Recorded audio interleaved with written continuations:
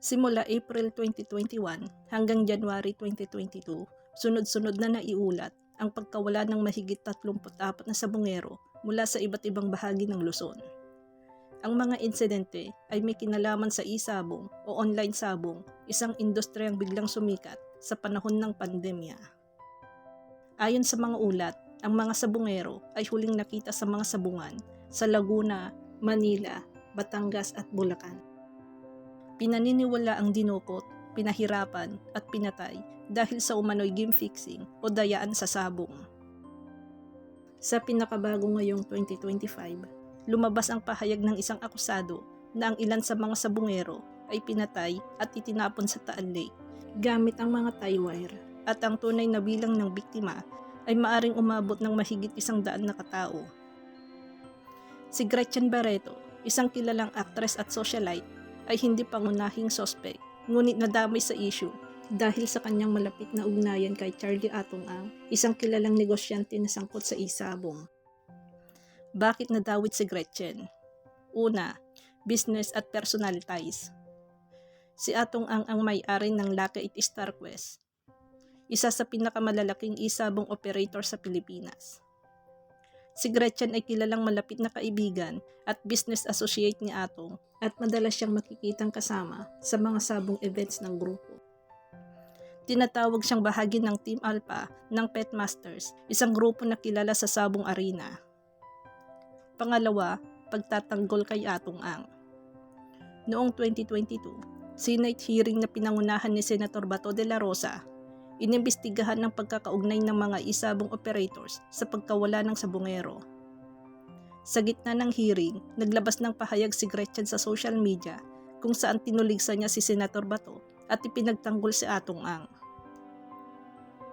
Tinawag niyang grandstanding ang hearing at ipinakita pa niyang mamahaling relo ng senador bilang simbolo ng umano'y pagpapakitang tao. Pangatlo, sinabi niyang handa siyang maglabas ng ebidensya laban sa mga investigador. Ipinakita niyang paninindigang hindi dapat idawit si Atong Ang sa pagkawala ng mga sabungero at pinanindigan na may malalim na motibong politikal sa likod ng Senate investigation. Sa kabila ng mga pagtutol ni Gretchen at Atong Ang, maraming ebidensyang tinukoy sa Senate hearing ang nag-ugnay sa ilang empleyado ng e-sabong company sa mga pagkawala. Lumabas din sa testimonya ng ilang testigo na may nakitang CCTV footage ng mga biktima bago sila nawala sa loob o malapit sa mga sabungan na pinatatakbo ng ilang kumpanyang konektado kay Atong. Hindi direktang idinawit si Gretchen sa mga operasyong kriminal, ngunit ang kanyang pagtatanggol sa pangunahing operator at pagbatikos sa mga investigador ay nagbigay ng impresyon ng pagtatanggol sa industriya kahit na may mga nawawala ng tao. Ang paglahok ni Gretchen sa isyu ay naging kontrobersyal.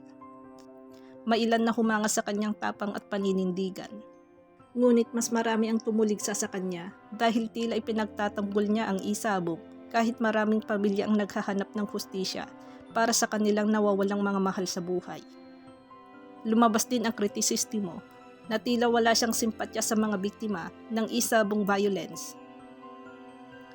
Si Gretchen Barreto ay hindi opisyal na iniimbestigahan bilang sospek, ngunit siya ay nasangkot sa kontrobersya dahil sa malapit niyang ugnayan kay Atong Ang.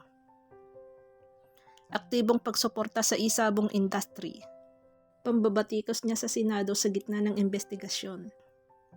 Bagamat wala siyang direktang kinalaman sa pagkawala ng mga sabungero, ang kanyang mga pampublikong kilos at pahayag ay naglagay sa kanya sa sentro ng pampublikong pagbatikos.